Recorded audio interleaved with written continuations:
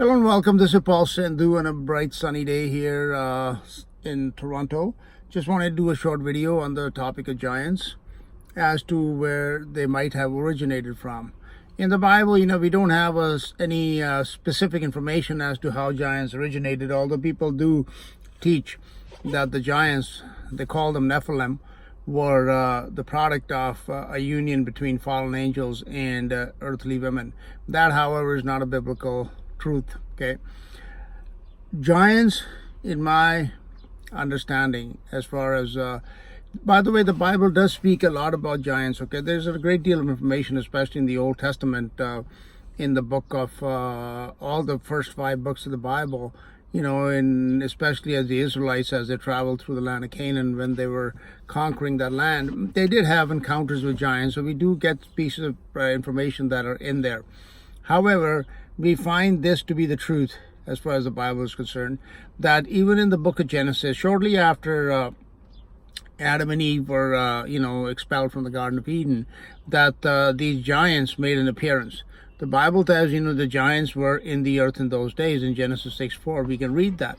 Okay, and this is a Hebrew word, Nephilim, and since Nephilim sounds very National Enquirish, it seems very sensational, or it conjures all these images in people's mind about all these demon hybrids, etc.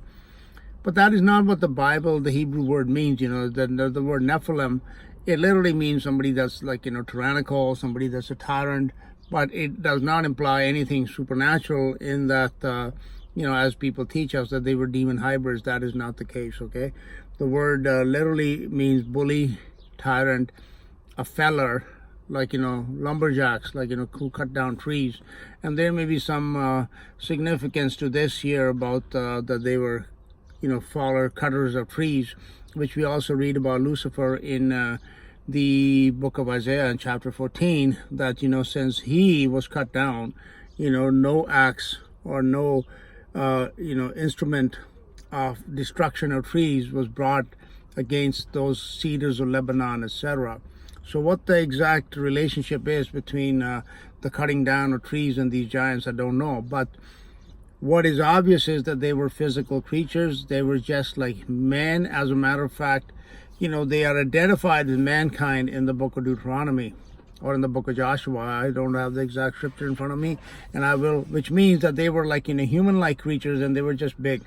All right, so it's like even in modern times, in the races of man, we have, you can go to Africa, those pygmies, which are like 4 feet tall or something like that. And then, even in Africa itself, you can have these other races that are like 7.5, 8 feet tall almost, or 7+ feet tall, which is like literally double the size or more of these pygmies. So, there's a vast variation in the size of humans or mankind. But, we understand that they're all men. Right, so this is also true of giants, that they were physical creatures. They were not demon hybrids. They were just very big people. Okay, so where did they originate from? And one of the myths that is taught in by many of these false teachers is this idea that sexual reproduction can produce hybrids, or produce mutants, or produce creatures that are different species. That is neither scientific nor is that biblical. Okay, however, genetic mutation can take place in a lab, in a laboratory. Okay, and in order to understand the origin of these giants, we have to understand history as far as taught in the Bible. That the biblical history of the ages stretches back a lot further than most people think. Okay, the earth is not just 6,000 years ago old, and Adam and his children are not the first race of humans on this earth. Okay, the first race of humans are called sons of God. So this is the number one teaching that you need to get in your head, is that the sons of God of the Bible, which are mentioned in Genesis chapter 6 and in Job, in the book of Job, they are not angels. They were physical creatures, and they are physical creatures because they still exist. All right, so these are flesh and blood creatures. In the ages, as evil, the history of the past ages of creation, which I taught about in the golden age, which I just did again, and I'm going to be adding to it by the following ages of silver, bronze, and iron, is that the golden age was a time of creation. The Creator, God, created everything. He created the heaven, He created the earth, He created the angels, He created the sons of God, humans. The earth was made for the sons of God, humans, because the earth is a terrestrial body. It is made for corporeal flesh and blood creatures. It is not made for angels. You don't see angels running around here, do you? Yeah, because angels are celestial creatures. Okay, so all these people that teach you that the sons of God were angels, it is not true. Okay, they were humans. And this is supported, of course, by the Bible, but also by all mythologies, which talk about these human-like creatures that came from somewhere out of this world, out of this, and they had interaction with us, who would be the race of Adam, and they set themselves up as gods, etc. So if you ever wondered, where did the gods of mythology come from? Gods such as Zeus or Apollo or Thor or Ram or Krishna, or where did they come from? Where did they originate? They did not originate as angels. They originated as sons of God, humans. Okay, so there's a direct linkage between these sons of God, humans, and the giants. But it is not a result of a sexual union. So in Genesis 6:4, when it tells us, sons of God came into the daughters of men, what it is telling us is it's like two different species of humans. Okay, just like you could say that when the Spaniards went in to the Europeans went to South America, for example, okay, the Spanish in particular, and they mated with the native women. You could say the Spanish would be like the sons of God, and the natives would be like the daughters of men. That's all, but they were still humans, both of them. Okay, that's why they could mate and they could produce offspring, and though they were different, they were yet the same species. That is how the sons of God and the sons of Adam. That's what differentiates them, is that they are different races, but they are the same species in a very real sense. Okay, the sons of God have some special properties, one of them being that they are somehow more genetically, they are stronger, and they classify themselves as immortals, okay, where that means they can live a long time, or even like live forever. So they are called immortals, okay, and that is something which I don't want to go into here. But anyhow, they also had technologies, because they originated in heaven, and heaven is the most technological place in the entire creation. So these angels and these humans who had a connection at that time, who were originating in heaven, they had a great understanding of technology. So all these gods, what do you have? Zeus has his thunderbolts. You have Mercury with his flying sandals. These Apollo or the Poseidon with his tridents, etc. These are all, even in the Mahabharata and Greek mythology, etc. You can read about, these fantastic weapons, etc. that they employed, and all these, almost magical tools that they had at their disposal that they used both for creative and destructive purposes. So in the ages that went by, first came the age of creation, which is the golden age, where the heavens were built, the earth was built, the world that sits on the earth and the world, let's differentiate them. The earth is a terrestrial, it's a terrestrial body made out of dirt, rock, stone, etc. And on the earth, sits what we call the world, okay, which would consist of these buildings. I'm sitting in front of a building here right now, and this building is the world. Okay, so when you take all that has been built, that is not integral to the earth itself, that does not originate with it originates out of the earth, because we use materials of the earth to build what's on it. But anything that is built by somebody, whether it's man or animal, but mostly man, with all these buildings, roads, etc., this is the world. Okay, so these, in the age of creation, in the golden age, all these worlds were built right here on the earth. And those ancient worlds, which have long been created and destroyed, we have evidence of today all across the world. So there's no doubt that races of human-like creatures, at the very least, some flesh and blood creatures, have existed, and they have built, because angels don't need bricks, buildings, or stone to dwell in. All right, their abode is the celestial realms. Like I said, they don't need these brick and mortar buildings. These are built by humans for humans. So these human races that came before us, they built fantastic worlds on this very earth. So that was the creative age, was the golden age, when the angels were busy in the heavens, and the heavens were being stretched out by gods.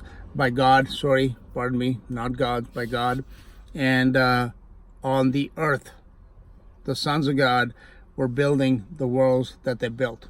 Okay.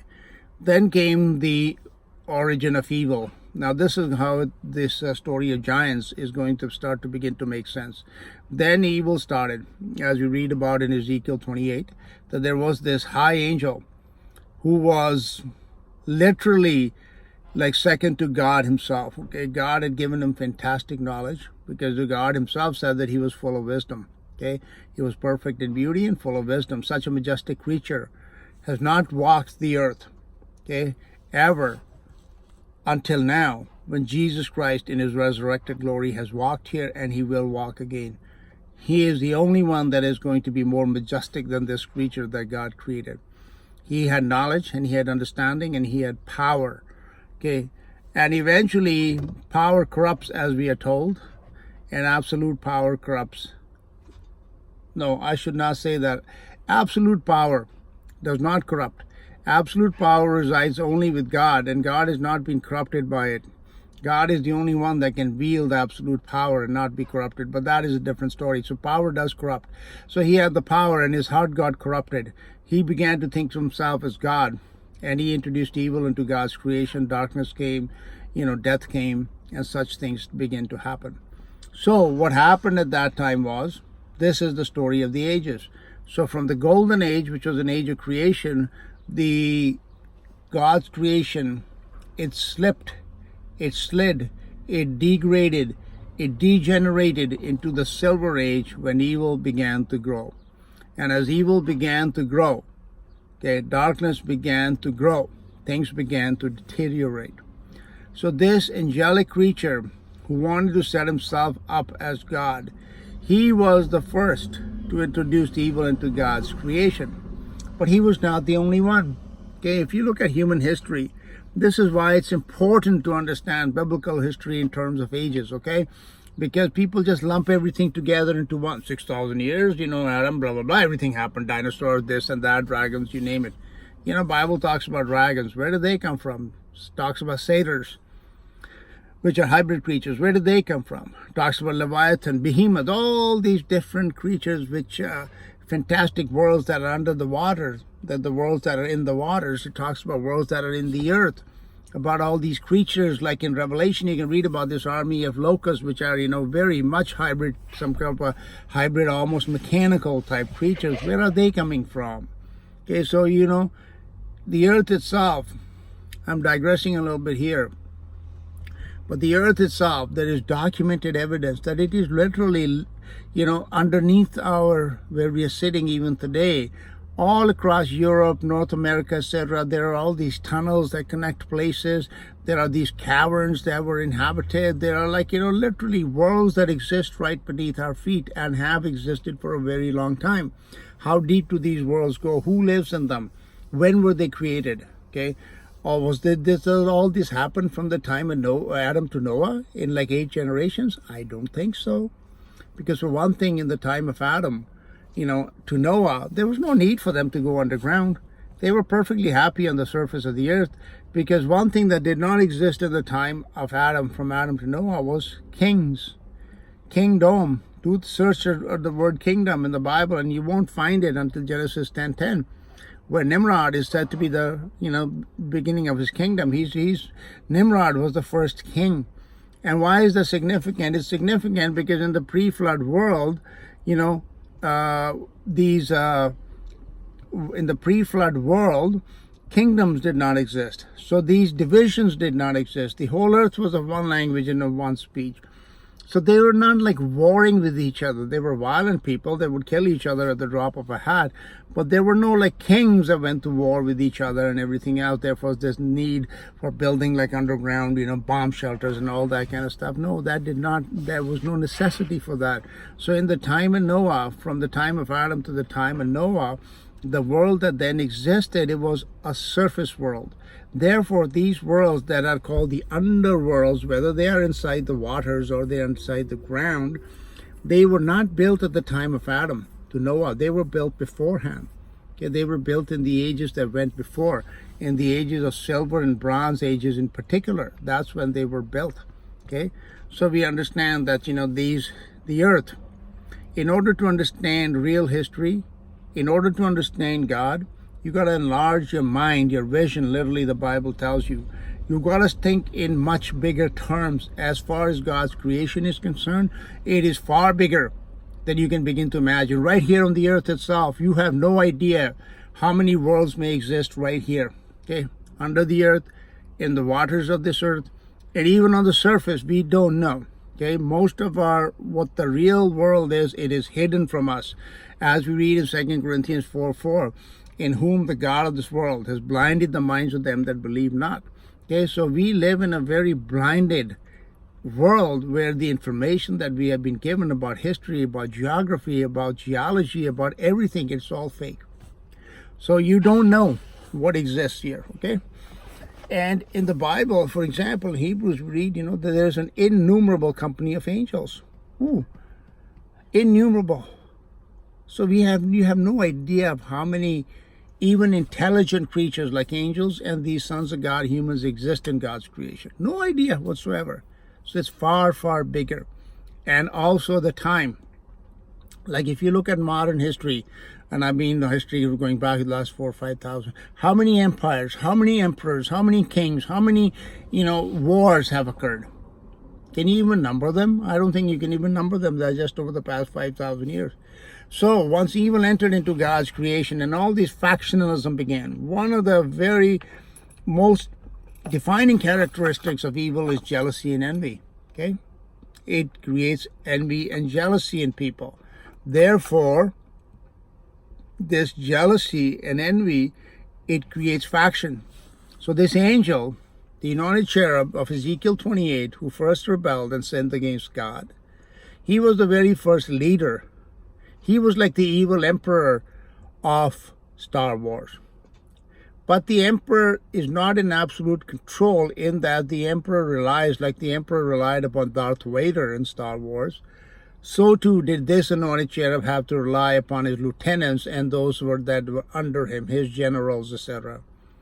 But being that they all had decided to follow him in his evil, they were also very dark in their own hearts. They had jealousies, they had envies, they wanted to, set themselves, like he wanted to set himself up as God, they wanted to set himself up as this anointed cherub. So that's what led to factionalism. That's what led to building of different groups, like the Empire in Star Wars. Okay, I keep referring to that because, a lot of these stories about the even movies, etc., they have a basis in truth, that they had all these different groups. Okay, so that's what happened. They all got split into groups and they started fighting with each other. And in that time, like I said, there was two types of creatures. One were the angels, one were the sons of God. One were spirit, one were flesh. So these sons of God, some of them also decided to follow this anointed cherub. And as this anointed cherub introduced evil into God's heavens, these sons of God introduced evil on God's earth. I'm getting to the giants, okay? They introduced evil right here on earth. This is the story of the Silver Age. These were many generations, just like in mythology. There are many generations of gods. There's not like, gods have children and they have grandchildren and they have so on and so forth. So too were there many generations of these sons of God who fought and battled and killed and warred with each other. Ultimately, the one son of God in the Bible is Lucifer. In mythology, it's like Zeus. In Hindu mythology, it could be like Brahma, or somebody who's considered to be the, the king of the gods, or Shiva, something like that. So, but in the Bible, it's Lucifer. So Lucifer is the one that, at least Lucifer, or maybe his forefathers, I'm not sure, they decided to war with the angels themselves. Okay, so as these factions, they became jealous of each other. The hatred and envy built in each other. Each of them wanted to be supreme. They started fighting and battling with each other. And it is at that time that many strange things began to happen. One being that they started to, build these, because they were fighting and battling with each other, and the surface areas were being bombed and destroyed because they had very high technologies. They started building the underworlds. That's where all these underground construction happened in those ages, in the age of Lucifer, you could say. Okay, but they also got involved in something else, and what that something else is, it is like this genetic experimentation, where they started to create, like even today, if you read about it, and you can go on YouTube and do some search, the Pentagon, for example, is involved in creating these super soldiers where they're genetically enhancing existing human beings, and they're doing certain things to them to make them, to increase their endurance, to change them in many ways so they become almost like the superheroes of the comic books. Okay, not only that, they have these exoskeletons, which are like some kind of bodysuits that you might see Batman wear or something like that. These things, they exist in reality, okay, which give these people like almost godlike powers through their technology. Okay, they can even like fly, they can jump like 40 feet, etc., etc. They can run because for like miles at speeds that will totally boggle your mind. And that's what happened in that time. So one of the things that happened, one of the things that they did as they did this genetic manipulation and this genetic experimentation was they tried to modify the genes of the sons of God, humans. And how they did it, I don't know, but they were scientists, they were doctors, they were physicians, they were very well versed in such sciences. They created the gene of gigantism. Gigantism is what makes giants. Okay, giants do not come about as a result of a sexual union. Even in mythology, we can read about Uranus and how his private parts were dismembered by one of his sons, etc. And as the blood from his testicles, it fell to the earth or something. That's what created these giants. So what do we learn from that? We can learn is that there was something to do with blood, surgery, cutting, etc., which is manipulation, which is genetic manipulation or some sort of genetic procedure that is going on in a laboratory. And these laboratories, which existed in the days of Lucifer and probably before, used both by the angels, I think, and by the sons of God, humans, they created all manner of abominable creatures. You wonder where the satyrs, like for example mentioned in the Bible, came from, where they put a goat's head on a human body, etc. Again, it was not a result of a sexual union. I mean, people have been let's say bestiality has been around a long time. So if that was the case, that sexual union could just produce these hybrids, we should have like all manner of strange creatures running around today. But you don't see that, do you? Even though bestiality goes on even till today, because this is not a result of a sexual union. It is a result of these creatures are created as a result of some sort of genetic manipulation. Even like plants, okay, we have how much genetic modification of plants has been going on for thousands of years, where they mix different species, etc., to create like a better seed, a grain, all those kind of things. These have been done for all this time. And once that seed has been created, then that seed can reproduce itself. And that's what happened with these creatures called the giants.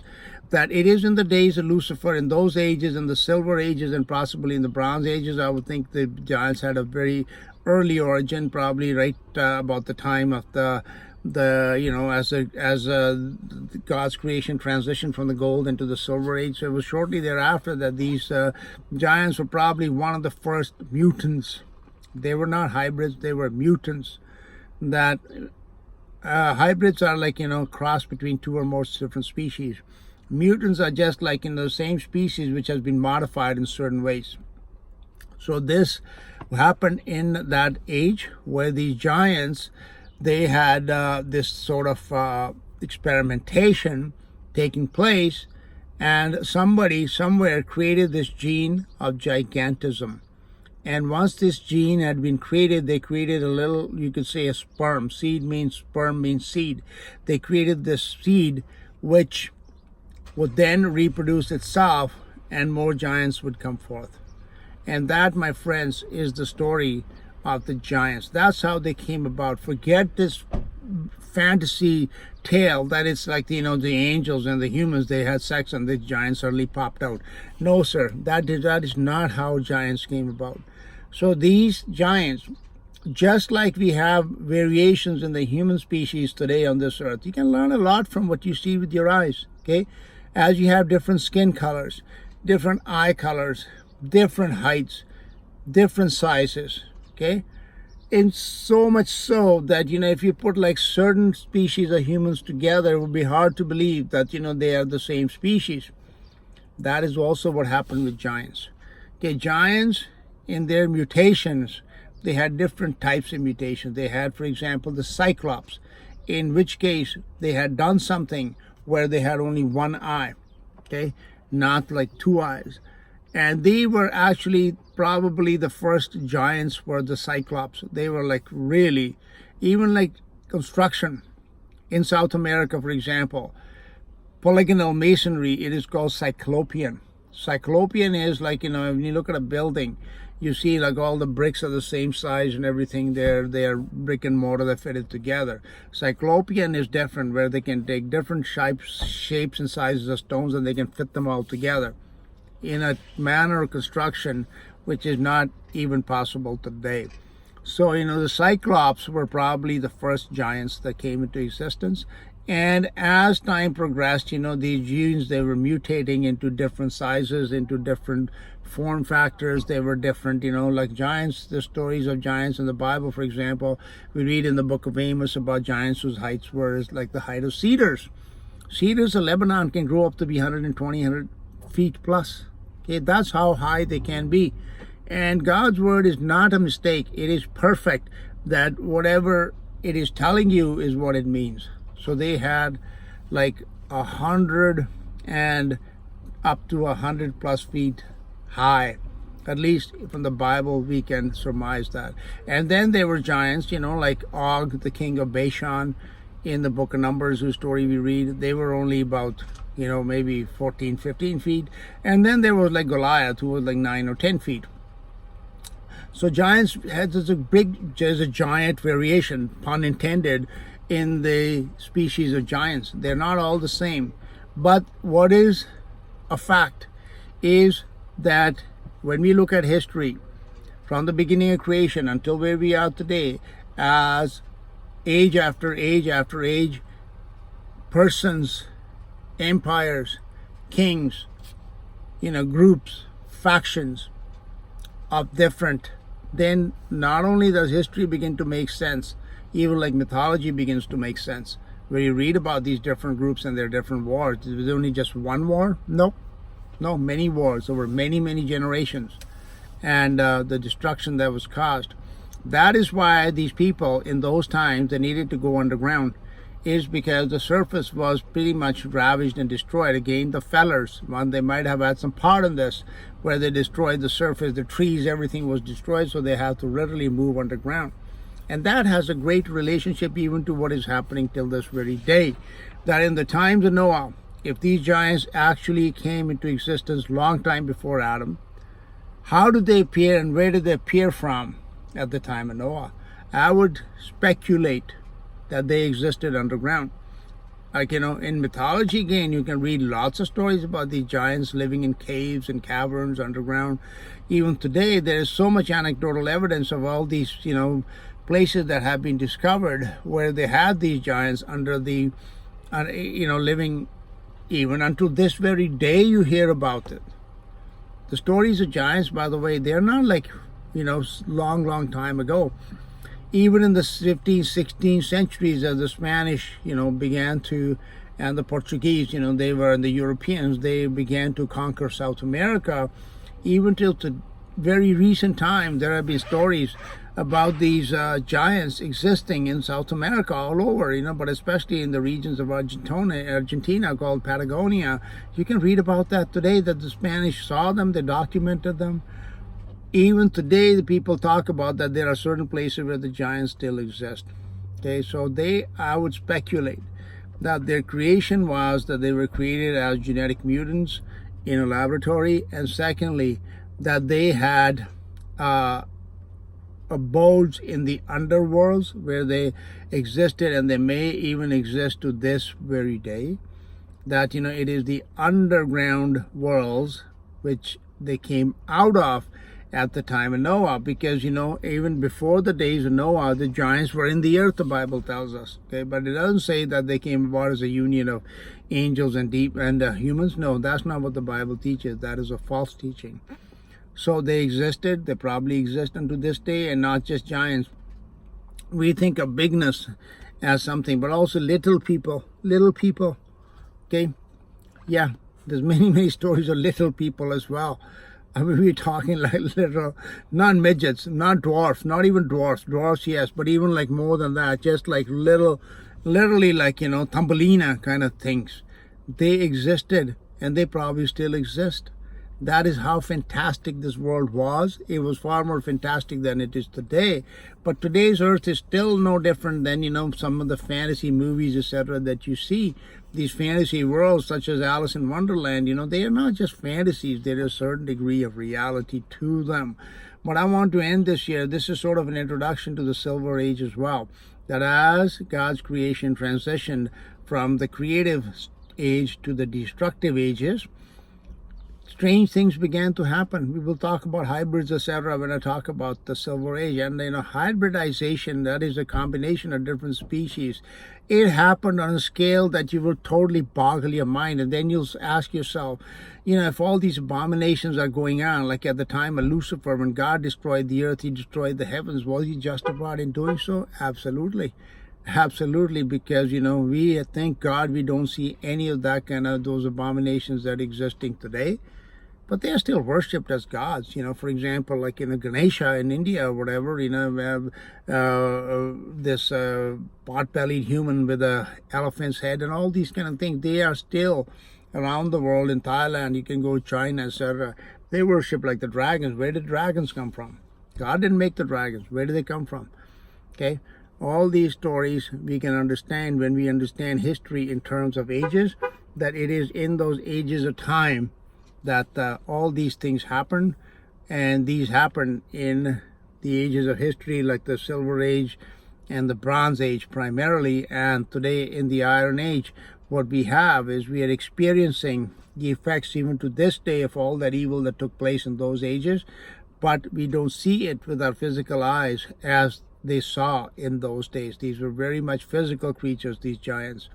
And I hope that answers the questions as to the origin of giants, that they originated in a lab somewhere in an age long gone by, and has these mutations. When for example, when people started modifying grains, for example, they didn't stop just at the first one. Same thing with like these giants and other hybrids or whatever. They didn't stop at the first variation that they created. They went on and on. That's why there is such a vast range. There's such a vast range of humans. There's such a vast range of animal species, like dogs. There's only like one type of dog. There are like so many different, types of dogs. So many different breeds of dogs that are totally horses, whatever. Because all of these have been modified using something that was an original, that was created by God. So God alone can create that original. God created the original sons of God, humans, and they were later genetically modified. Some became giants, then their genes were mixed with the genes of animals, and they became hybrids, and all kinds of stuff happened. And thank God we don't live in those ages, because I can't even begin to imagine what it must have been like. Okay, thanks for listening. This is Paul Sandhu.